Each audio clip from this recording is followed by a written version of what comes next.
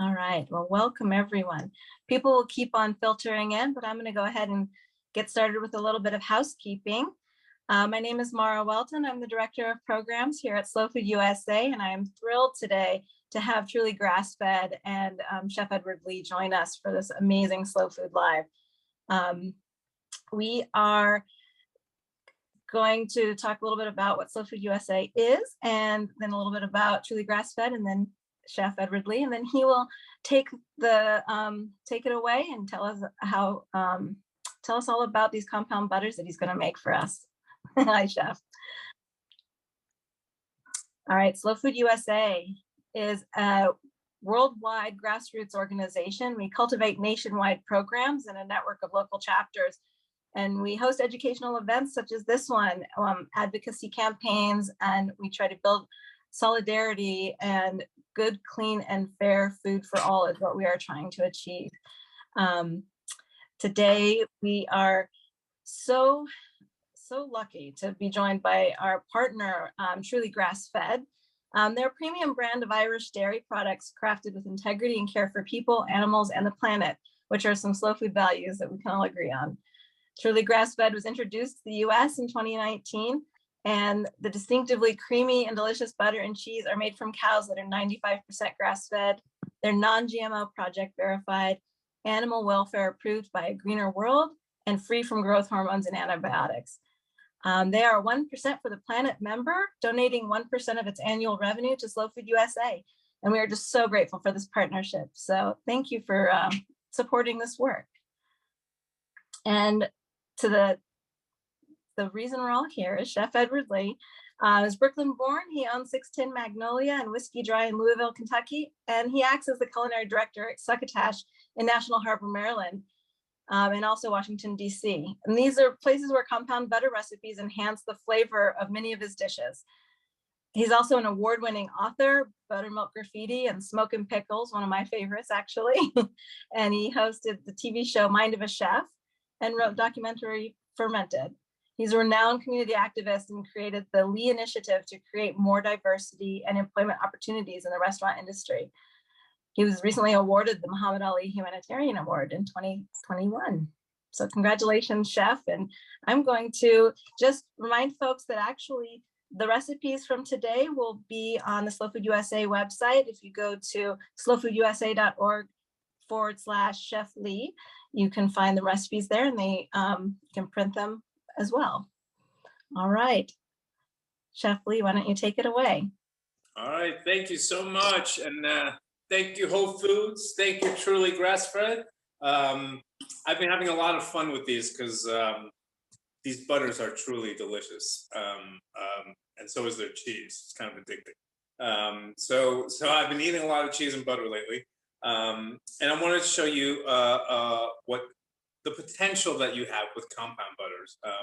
To me, compound butter is like this all versatile, universal complement to any dish, right? To protein or vegetables or fish, desserts, breads, and it's kind of like it takes the place of a sauce. Like if you have a really good compound butter, it really is your sauce. You don't have to like bother with making a sauce.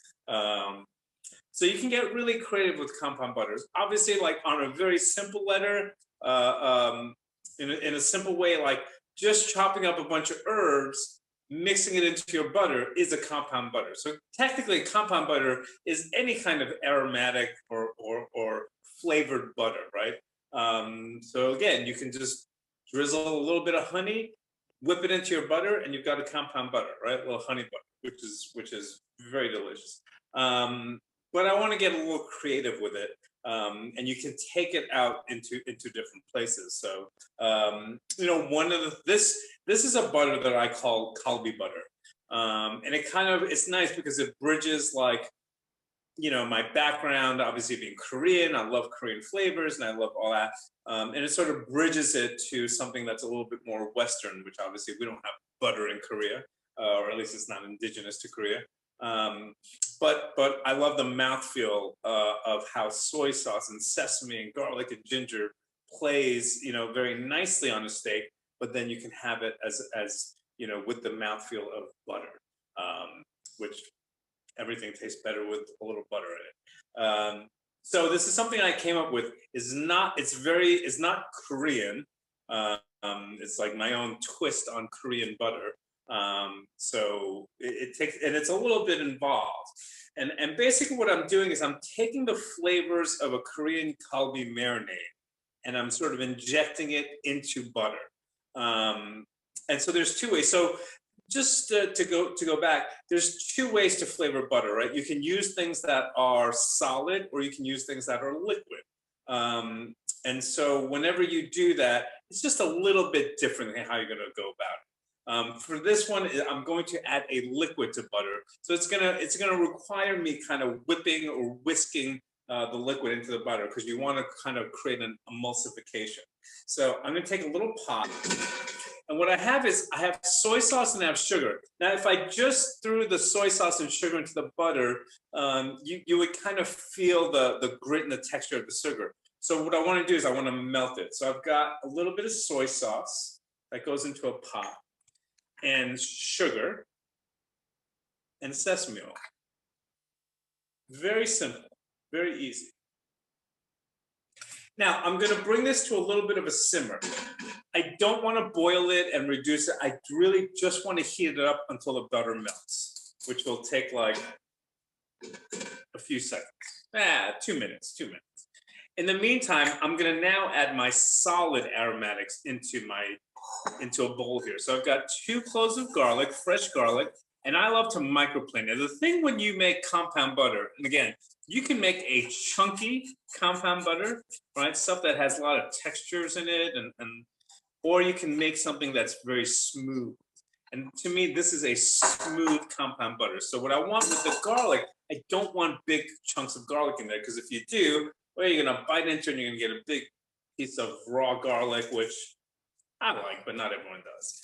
I'm gonna peel my ginger, and I'm also gonna add a good amount of ginger to that bowl. Same, I just use a microplane. I hope you guys all know how to use a microplane. They're cheap, and they do a fabulous job of just pulverizing any vegetable or ingredient. Okay, look at that. So my butter's already melted. You can see it, right? I'm already getting the sesame oil kind of smells coming out. So I've got garlic and ginger microplaned into a bowl. I'm gonna add 8 ounces of butter, 2 sticks, otherwise known as half a pound. That goes right in. When you make this, just please be aware, whenever you make compound butter, most of what you're doing is using is butter. So you really have to use a good quality butter, because if you don't, you kind of defeat the whole purpose of making this. So if you start out with a not great butter, you will have a not great sauce at the end. And the whole point of this is to have a great sauce. So the other thing that's really important that you should do is your butter should be at room temperature.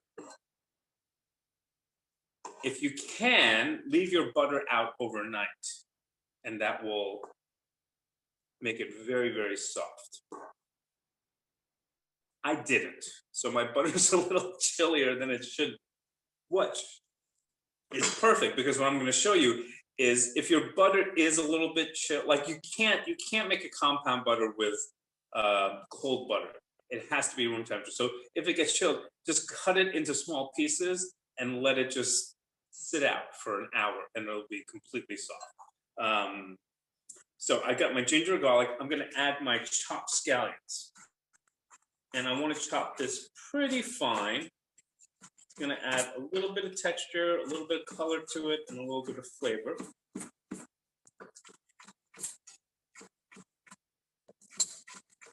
And again, you'll have the recipes for this in the website, but by all means, if you love ginger, up the ginger. If you don't like the flavor of raw garlic, you can take it out.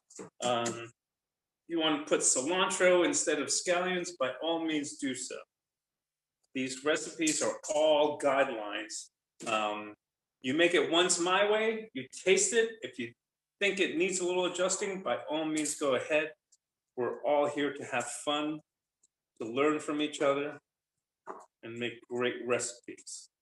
My biggest thing when I make these things is to inspire people to come up with their own versions of it. So if you like the Calvi, like sometimes I'll add a little chili to this.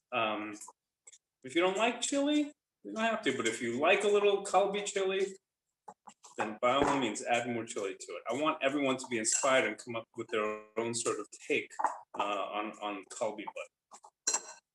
All right. So again, you see I'm kind of smashing it with a fork. It's already kind of mixing together. I want to get it really soft. If this butter were cold, I wouldn't be able to do this. And you would get almost like, you wouldn't get a smooth emulsification. You would almost get like, you know, you'd see little flecks of cold butter there, which is not what you want. All right. So I kind of use the back of a fork, kind of mash it in there. All right, now I've got my liquid, and this is an important point. So I melted my sugar into my soy sauce with some sesame oil. What's really important here is this is hot. It just simmered. What's going to happen if I put hot liquid into room temperature butter? I know everyone's saying, it's going to melt the butter.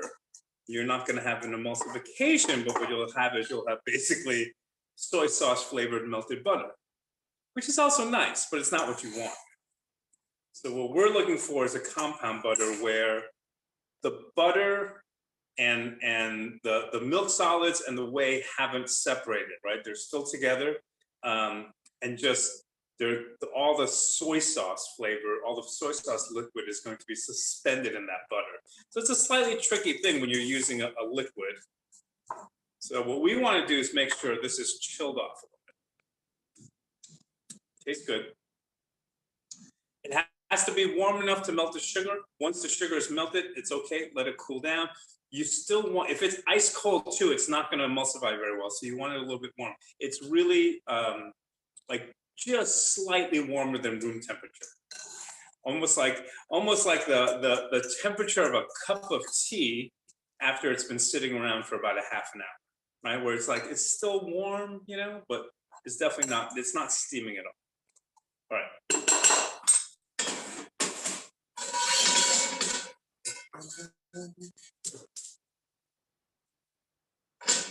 So here's what I'm going to do. I'm going to add my soy sauce mix to the butter, but I'm going to add just a little bit at a time. So just about that. Like literally a teaspoon. And I'm just going to kind of work it in there.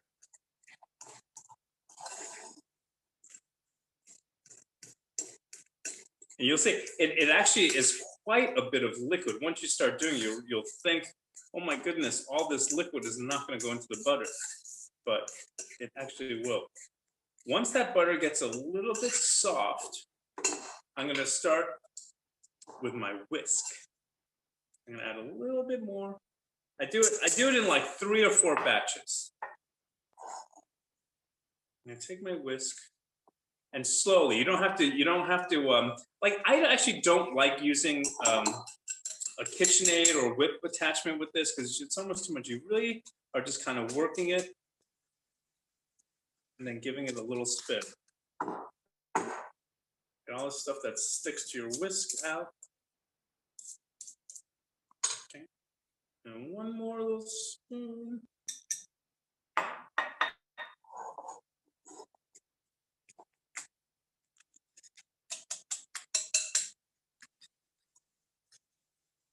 It takes a little bit of patience, but we are at a slow food conference. And so the idea now is you're going to keep working it in until all that liquid gets emulsified into the butter.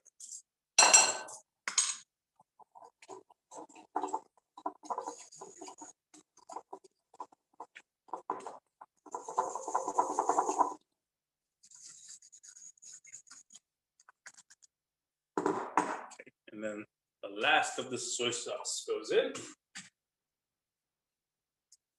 And at this point, your butter should be very soft. And what you want to do, if for some reason your butter looks like it's melting or separating, you can always take this entire bowl, put it in your fridge for about 45 seconds, take it out and start whisking again. But don't ever let it get to the point where the butter actually starts to become liquid. It should stay a solid. So once this butter is done, it's going to take me like a minute or so. The cool thing about it is you can use it at room temperature, or you can roll it back into a log and put it in your fridge. And once you put it in your fridge, it'll last, I mean, anywhere from 2 to 3 weeks up to a month in your fridge. It won't last that long because you're going to eat it. It's so delicious. But it will last that long in your fridge. Or you can just keep it in like a little crock or something like that, which is what I may do now because I don't have time to sit here and chill it.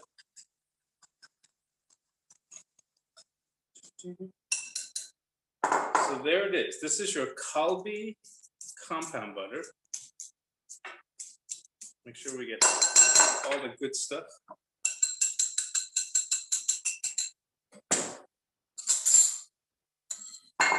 Some of it fell out of the bowl. All right, so look at this butter. I'm going to just throw it in here. And you can see it still holds its shape, right? It's still butter. It's just now flavored with all this good stuff. Okay, so it's it's still spreadable. You can actually literally just eat it. It's so good. Wow. Okay. It's got the ginger, the garlic, the sweet soy, everything's in there. Here's what I want to show you now. You can take this butter and you can use it on steak. You can put it on shrimp. You can put it on roasted vegetables. There's so many applications for this. Today I'm going to cook up a bison steak. This is a strip loin of bison. I love the flavor of bison. It's 100% grass-fed, just like the cows on the farm here from Truly Grass-Fed. It has a really rich flavor. It's a very lean cut of meat, though, so it needs a little bit of help. And so what I'm going to do is I'm going to start with a little plain butter, just like a teaspoon or so. So a hot pan. Gonna add a little bit of salt to my steak, but not too much. Because what I want to show you is that there's a lot of salt in my compound butter, and I want to use that as the flavor. Just a little bit of steak. I'm gonna put that down. So I want to show you 2 ways to use the compound butter. Do a quick little cleanup here. As my steak is going. I'm going to have to turn on my hood, so it's going to be a little bit loud, but I'll turn it off as soon as.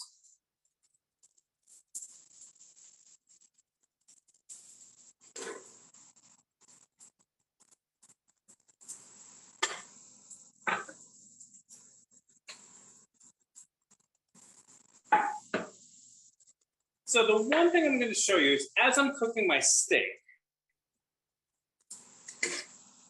I'm going to use the compound butter to actually cook the steak, right? That is, I want the butter to, let me make sure that you can see all this. So as my steak is cooking, I'm going to add my butter on top, right? And then what's going to happen, this pan is hot, so it's going to melt.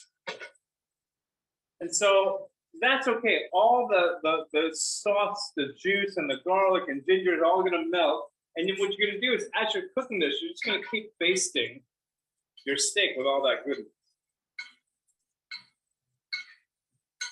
As you would a normal steak, but now you're basting with butter, with soy sauce, with sesame oil, with sugar. Just be careful, because there's sugar in there, it will burn. So just be careful of your fire. But as I'm doing the steak, and you'll see the steak is taking on a beautiful color, I just keep basting this compound butter with this on top of the steak. So while it's cooking, it's already picking up all these flavors. Flip it over. Give it another baste on the other side. And this is a lean steak, so it's gonna cook quickly, and I wanna keep it medium rare in the center-ish. Get my plate ready.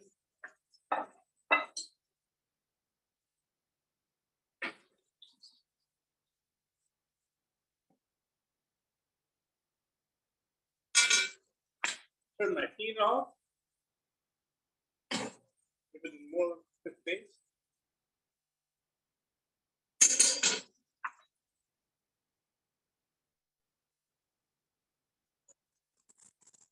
That's it.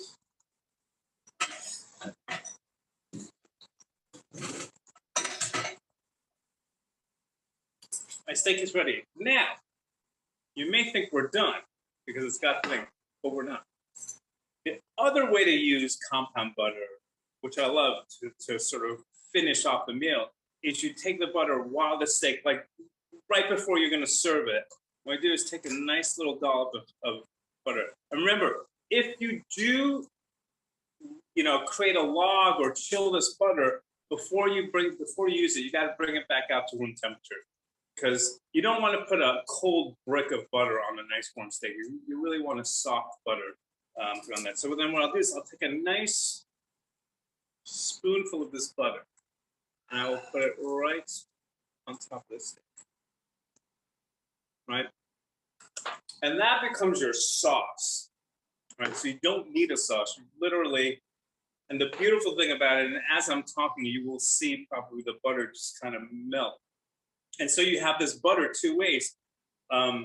This Calvi butter is sort of, you're gonna taste it both in its cooked form in the steak. As we were searing the steak, we were basting it. So all of that sort of caramelized, but now you're also getting the butter in its raw form, which is just beautiful and creamy and flavorful.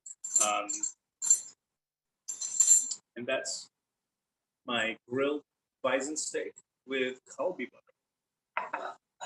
I don't know if you can see it, but I'm gonna take and so the way I love to eat it is just take a little bit of the butter, take a little bit of the slice of the steak. Perfect. I don't know if you can see it, but it's a perfect medium rare.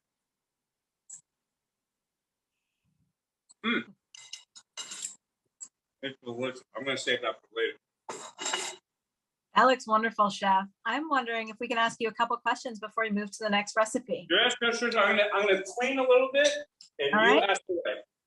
Awesome. We've had some really great activity on the chat here. Someone was asking if you prefer to use salted or unsalted butter when you're making your compound butters. Yeah, I pretty much, excuse me, as chefs, we always use unsalted butter because I like to add my own salt to it, especially with this recipe because we're using soy sauce, which is very, very sodium heavy. It's highly recommended that you use unsalted butter. Now, if all you have is salted butter, that's fine. Just adjust and taste, right? You may not want to put all that soy sauce mixture into the butter because it's already flavored with salt. The biggest thing with Asian food and Western food that's different is that we salt our food with liquids, whereas in the West you salt your food with literally salt. But in many parts of Asia, salt is in the form of soy sauce, miso, fish sauce, things that are like sort of, fermented. And so like there's not, like my mom never had a jar of salt in her kitchen, right? She just, anytime you needed salt, you just throw some soy sauce in. So it's just a different way to go about it. So just be careful whenever there's soy sauce.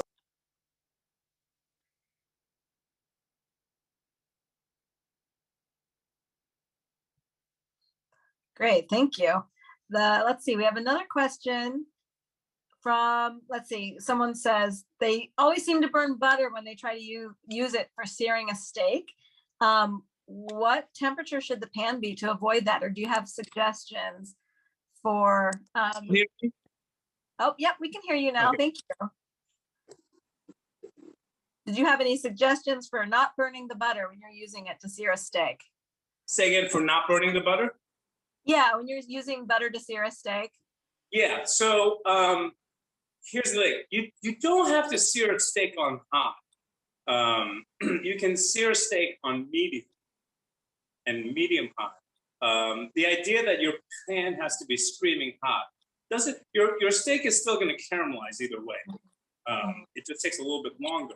Now, the other thing, as you saw, my steak was cut a little bit smaller.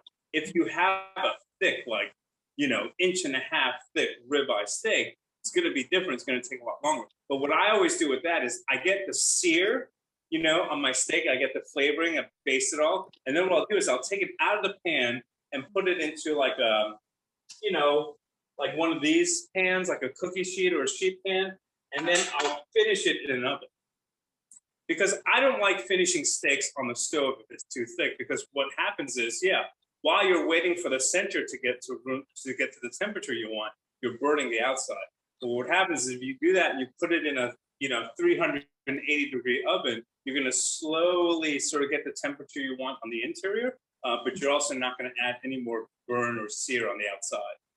So that if you have a bigger steak, start it on the stove, transfer it to a cold pan, put it in the oven, and then you can just wait and check it every 3-4 minutes, see if that's what you want. Perfect. Yeah, that's a great tip. Thank you. Let's see. Let's do one more before you move on. Someone's asking if you would recommend using gochujang in your butter. Gochujang in the butter? Yeah. Yes. I have a recipe for gochujang butter, which is so delicious. I didn't do it this one just because not everyone likes chili spice, but yes. And basically, it's like the same thing, except instead of the soy sauce, it's gochujang. Because gochujang also has salt in it, so you may have to adjust the salt a little bit. Basically, it's and I added like a little touch of honey to it, but it's so delicious. But it really has a kick of spice to it, which is really nice. That's great. Yeah, and then the last question was, can you use compound butters in baking as well? And I think we're moving on to a sweet compound butter. Is that right? Yes. All right. Do you ever use compound butters in baking? I do. Yeah, I mean, to me, so much of pastry is butter. I mean, so much pastry is butter. And you can easily use a flavored butter with that. Now, the only difference that you have to be careful of, for example, if you're making puff pastry, if you're making croissants, as you add stuff to the butter, it will have a different melting time. It will have a different fat content. So you just got to be careful that you don't add to if I added something liquid like honey to the butter, it wouldn't really react well if you're doing very delicate pastries like puff pastry, because that added liquid is going to make it heavier and denser. Having said that, anything that's when I bake, I usually do things like, and you'll see here, lemon zest, orange zest, grapefruit zest, something that's like lighter, flavorful, chopped mint, herbs, rosemary, stuff like that. Even flavored salts that really adds a lot of depth and flavor to it, but doesn't interfere too much with the actual chemical makeup of the butter. So it doesn't make it a different thing. It still reacts just like butter. Oh yeah, that makes perfect sense. I'm excited to see what you're going to make next. All right, so my next thing is something that I make every fall, and I actually made some this fall, and I had it, and then we ate it all, so I can't show it to you. So I'm going to make it from scratch. But I have a fig tree that grows out back in my house, and every fall we pick like all these figs with my daughter, and there's more than we can actually eat. So we're always trying to figure out what to do with it, and I always make this incredible fig butter. It's just so simple, so delicious. Again, these are very simple recipes, but they're based on sort of like intense flavors. So make sure if you're making this, make it with beautiful, ripe, fresh, delicious figs, and make it with high quality, delicious butter. However, if you cannot find fresh figs, you can use fig jam, because most of fig jam is made with high quality figs. Oh, so good. You know, or if you get fresh figs in season, make a jam out of it, and then you can use it in your compound butter. So basically, it's just a fig butter. And what I'm going to do is same thing. I'm going to start with half a pound of butter, 2 sticks, 8 ounces. And it's just sort of taking a fork and start mashing it down to soften it up. I don't know if you can see it here, but the color of this butter is just really yellow and golden. And that to me says that you know, the cows were fed a very rich diet.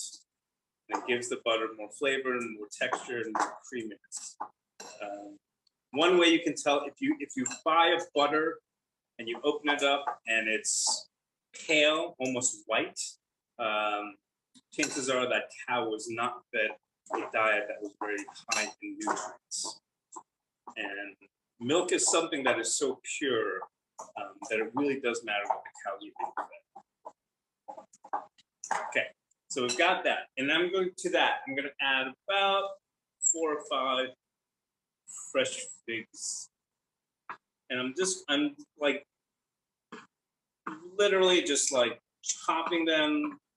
So like the last butter we made was consistent, right? It was the same sort of color and texture throughout. This one is different. Like it's gonna be a little chunky. There's gonna be some bigger pieces and some smaller pieces and some puree pieces. And that's all okay. And I may even take a little bit of my fig jam and throw a little bit of that in there too. Okay. And so now this one, I don't want to whisk it. In fact, I may not even want to use a fork. I may just take a wooden spoon and just kind of just fold it together. You want it to be in there and combined, but I also want to preserve some of the texture of those figs. Okay, and then I'm going to add a pinch of salt. I'm going to add some honey.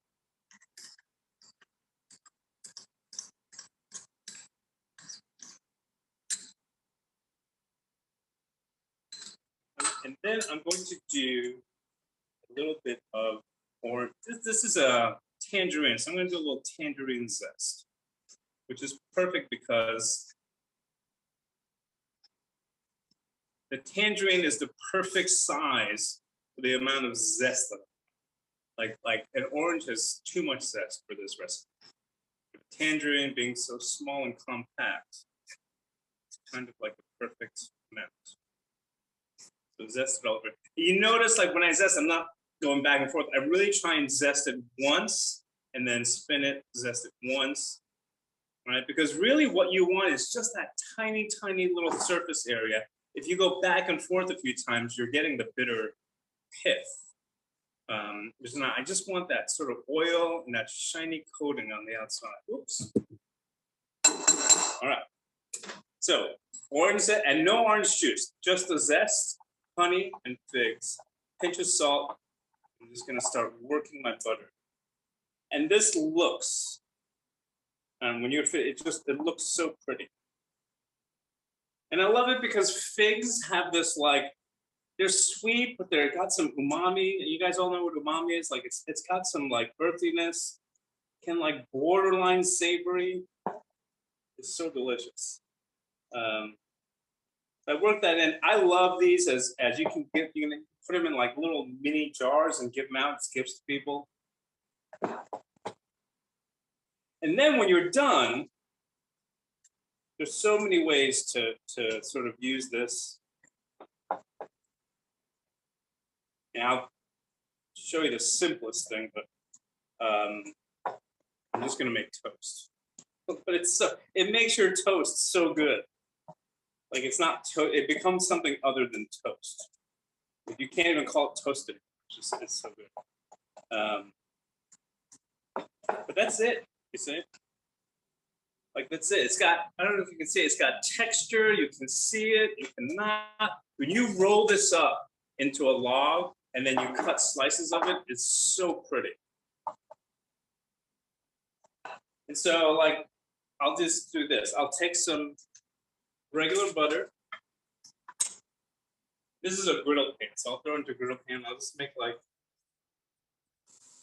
2 slices of toast. My daughter loves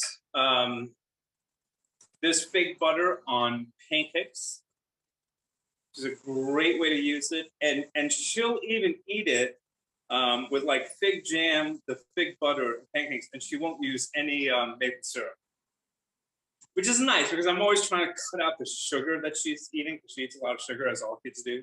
But it's a great way. It's just like you're getting all the flavors. You know, it's like I love it. I like it. I don't miss the maple syrup when I drip this over pancakes. But by all means, like I'll put, you know, you take like a warm cinnamon bun out of the oven, put the fig butter on top.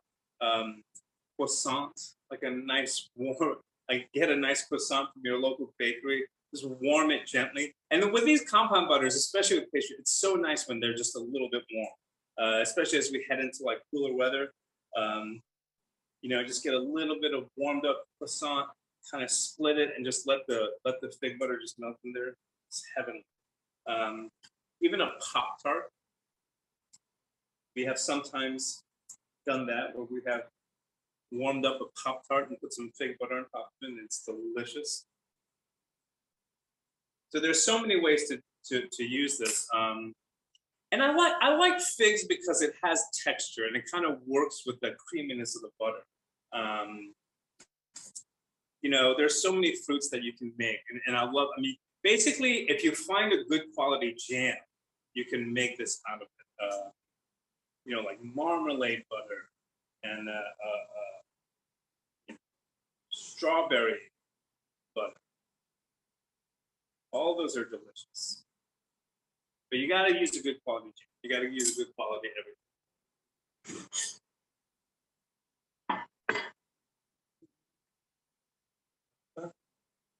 So here's my toast. What I'll do is I'll take a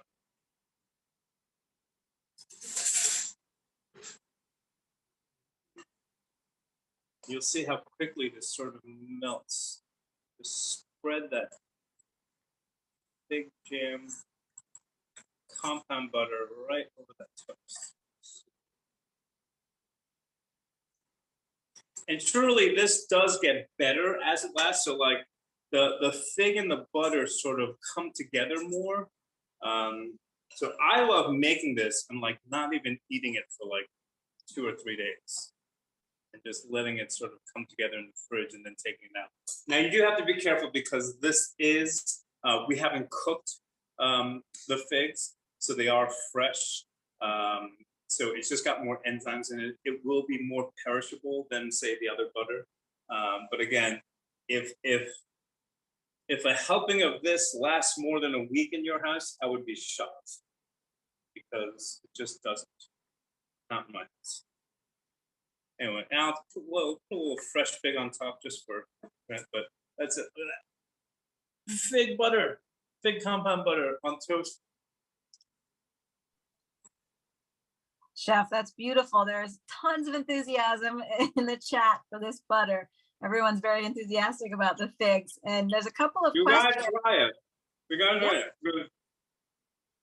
Even people who I know that don't like figs love fig butter for some reason. I'm like, I don't want a fig, I don't want a fig. And then they try it. It's like there's something about, again, figs have a natural savory thing too, and they've got texture, and then you mix it with the butter and the honey, and it's the orange zest is the key. Because it just brings out another layer of aromatic. It's just fabulous. That's wonderful. There's been some questions about whether you could demonstrate or provide some tips for how to roll the compound butter into a roll. Sure. Yes. I have to find some. I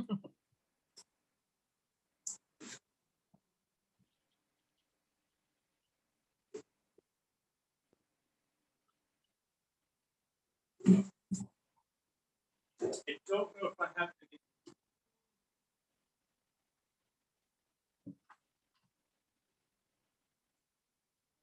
I'd have to leave for like 2 minutes, but I can come back with some cling wrap and show you if you can hold on.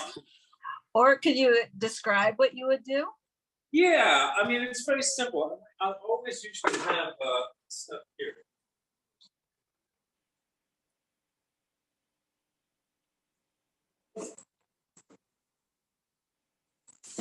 Aha. I'll show you with parchment paper, but you can do this with cling wrap too.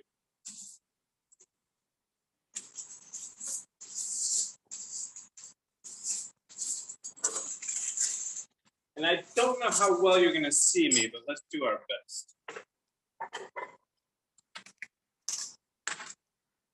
All right, so I'll do it kind of up here. So just take your paper, and this could be cling wrap or parchment or whatever you want. And I just put it down here.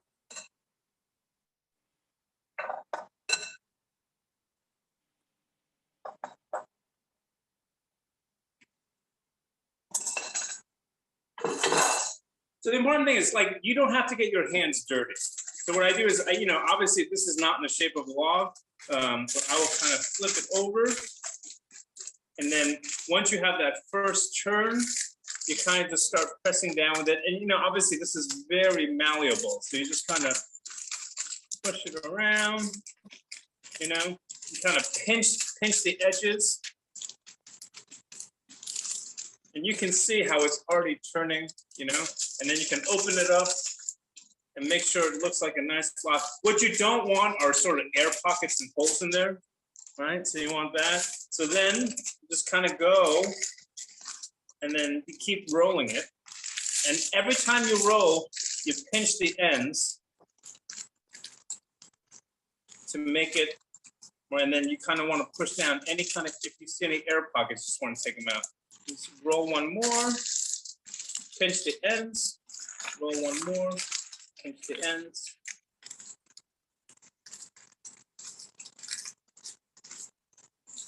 And there you have it.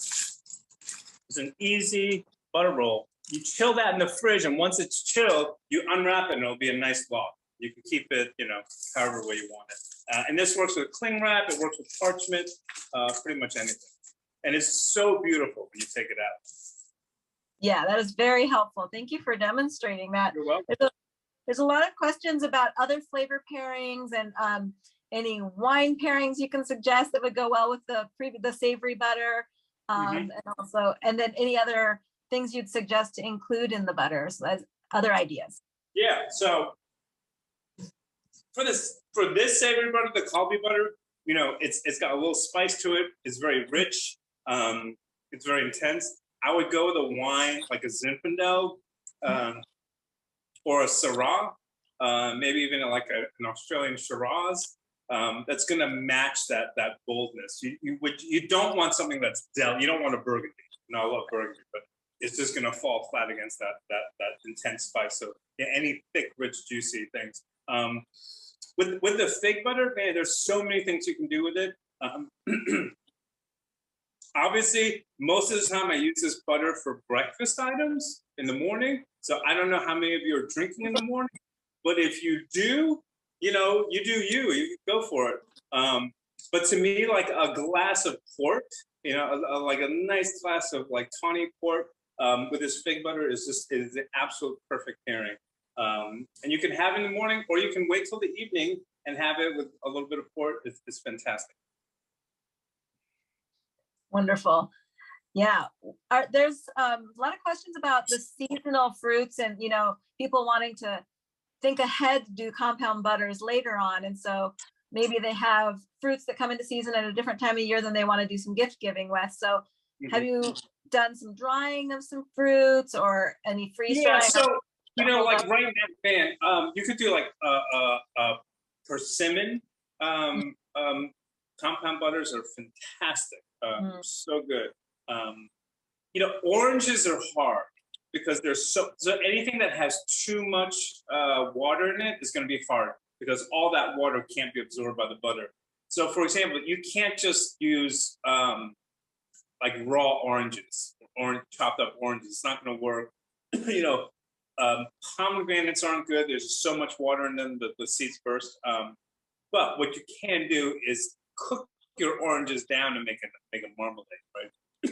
Or use pomegranate molasses, things like that. But anything that has too much water just won't work. Which is why you can use jams or things like figs, persimmons,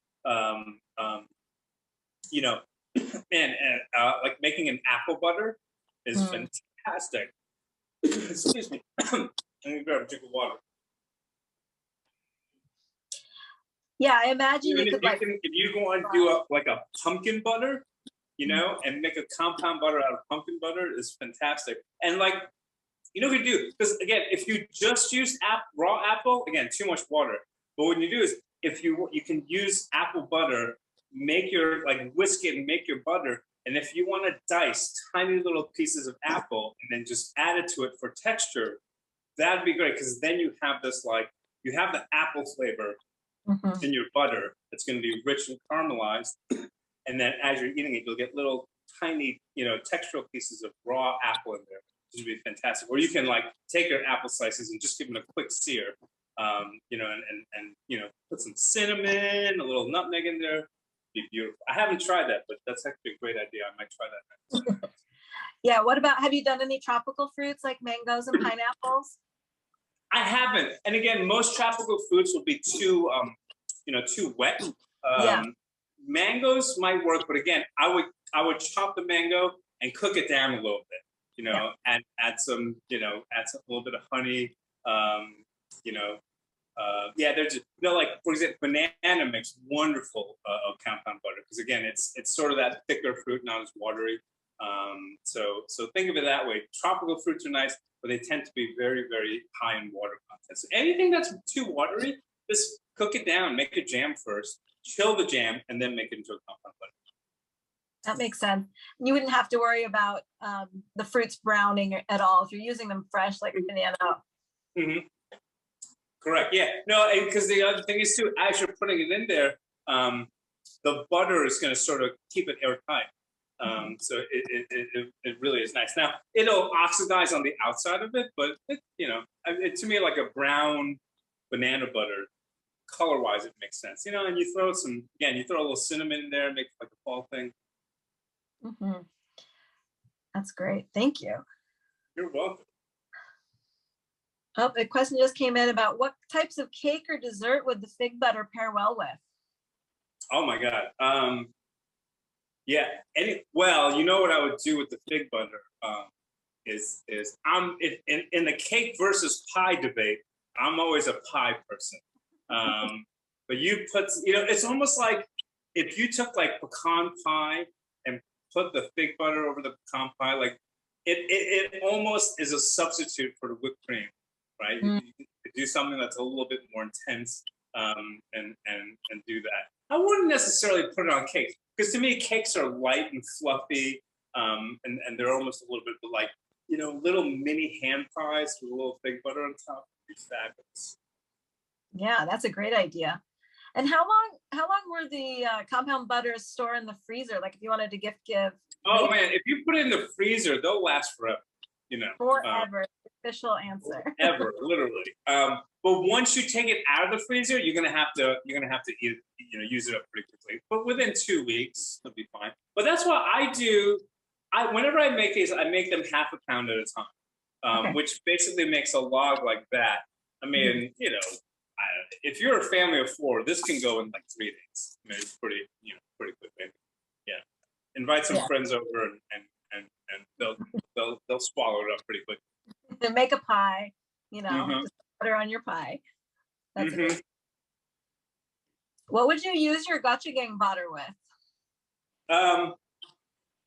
Same thing. I like the gochujang butter because to me the gochujang goes really good with acid like lemon juice. So I like the gochujang butter a little bit more paired with seafood. But literally like a beautiful sauteed shrimp with just a little caramelization. Throw the gochujang butter at the end and just let it toss into it. It's so good. But scallops, squid, any of the heartier seafoods, They're really good. But having said that, they also go well with the steak. I just like it because it has, I usually put more acid in there than lemon juice, which this didn't have any lemon juice. So with that extra lemon juice, I always think seafood. You know, even fish, halibut, swordfish. Hmm.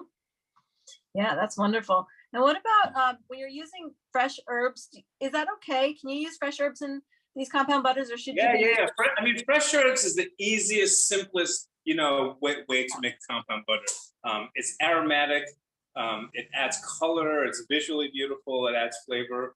But you know, it adds aromatics, but it doesn't add saltiness or umami or depth. Or, you know, so that's why I didn't do anything with herbs in it. But yes, by all means, you could.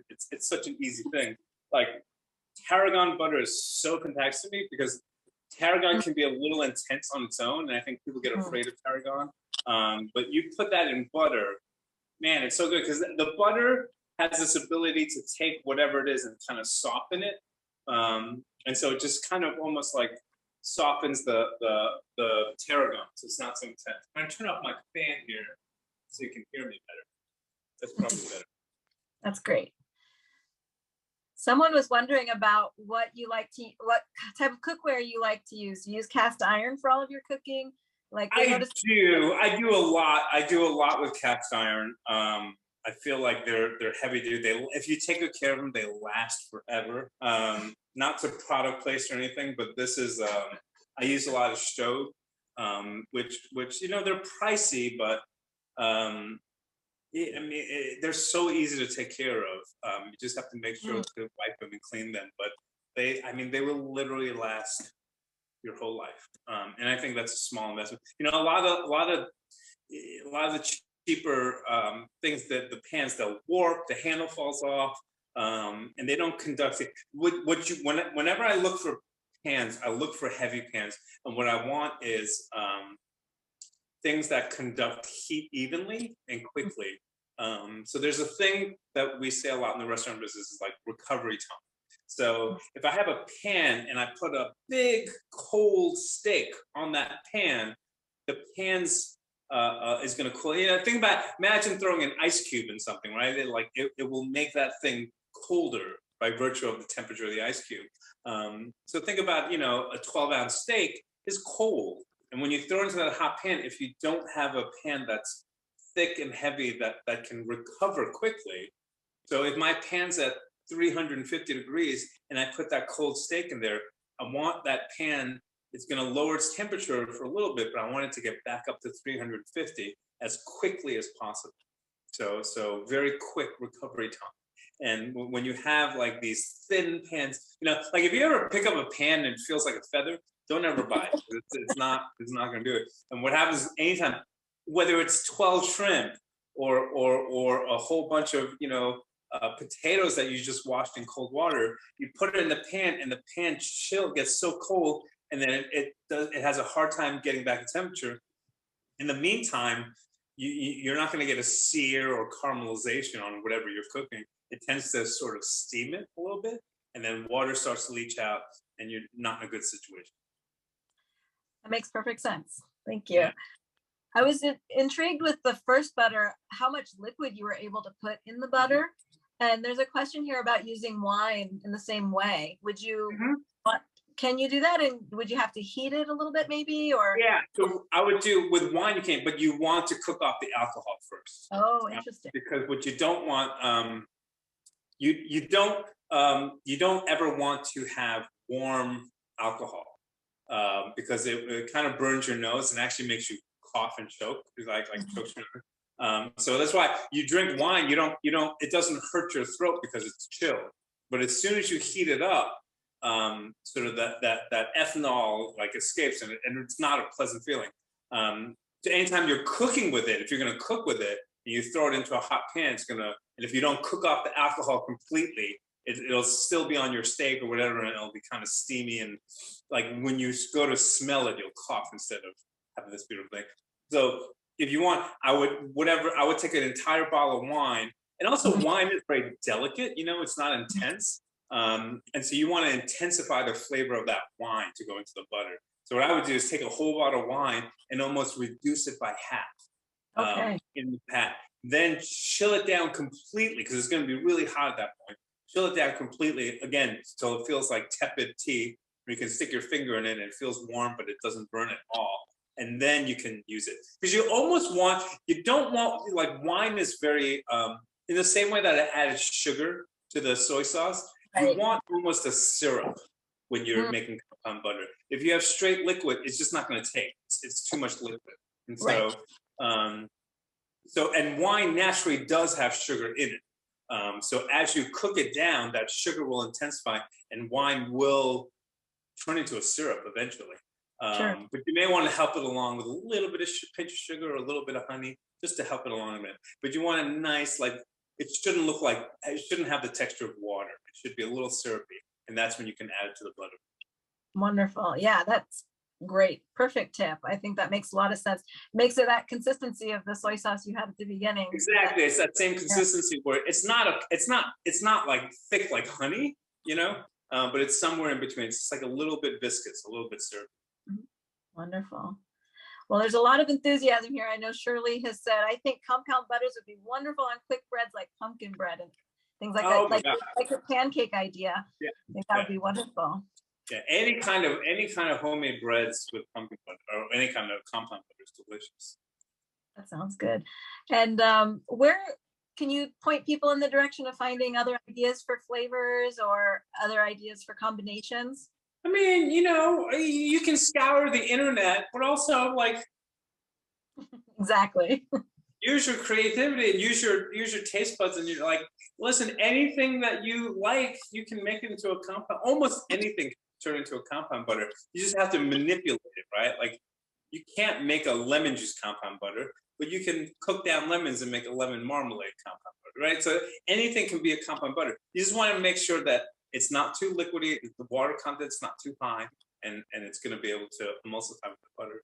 But yeah, I mean, there's look on the internet. But I found that, like, I actually Googled compound butter before doing this class, and I found ideas on there were pretty boring. So I guarantee you have better ideas than are on the internet. Just figure out what makes you happy, and then try it. And guess what? Here's the other thing. Remember this, but try it and fail, and it's okay. And then try it again, and try it again if it doesn't work, because that's the beauty of cooking. Like, you have to make mistakes. You're supposed to make mistakes. Like, everyone says, "Oh, you're a chef." Everything's like, you don't see 90% of the mistakes that we make because we're always experimenting in the kitchen. Now, when we do an experiment, it turns out horribly, we don't put it on the menu. But so customers only see the experiments that worked out. What they don't see are the hundreds of experiments that didn't work out. But we need to fail in order to get to something that works. So I always tell home cooks, like, I fail a lot more than I succeed in the kitchen. And I'm a chef that's been doing this for 27 years. Like, failure is a part of that process. And it's actually good because every time you do, you learn something from it. So don't be afraid to take a risk. It doesn't come out, it's a few dollars lost, no big deal. But keep doing it, and eventually you'll get there. And to me, the best feeling in the world is coming up with something that's your own, that's creative, that you had to work, didn't work a couple of times, and you make it, and it's like, wow, then it becomes your recipe. Exactly. To me, there's no greater feeling. Yeah, those are words to live by. Go ahead and just give it a try. Yeah. Excellent. Well, Chef Lee, you've provided so much inspiration for everyone today. There's so much chatter about all the exciting combinations everyone's going to make, and everyone's totally jazzed about compound butters. So thank you so much for your time today, and thank you for inspiring all of us to get creative with simple things. Yeah, awesome. Thank you guys so much. Thank you, Slow Food, and thank you, Truly Grassfed. Exactly. Yes. Thank you so much to Chef Lee. Thank you to Truly Grassfed. And also, remember that you can find these recipes on the website at slowfoodusa.org/Chef Lee.